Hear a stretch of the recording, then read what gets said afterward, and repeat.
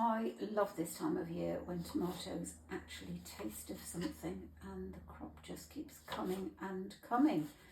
We're going to use these to make a very quick and simple fresh tomato sauce, which will demonstrate that there's no problem chucking these red beauties into one of our frying pans.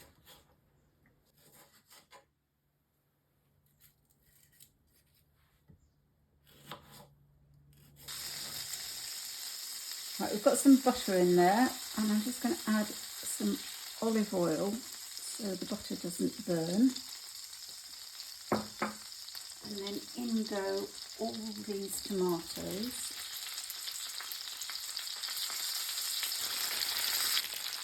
Pinch of salt.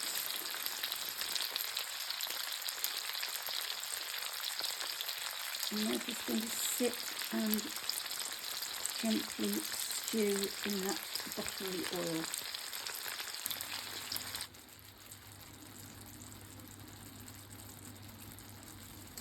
That's looking delicious now, isn't it? I love how the heat intensifies the flavour of tomatoes. Can you get them more tomatoey? Don't know. Right, we're going to freshen that up with some chopped basil.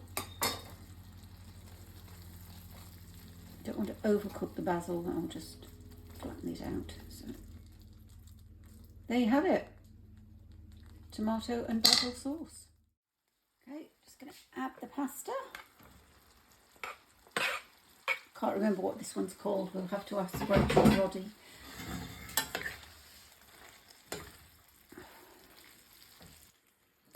It's all coated, we're just going to put a last little drizzle of olive oil on there. And there we have it, pasta with fresh tomato sauce.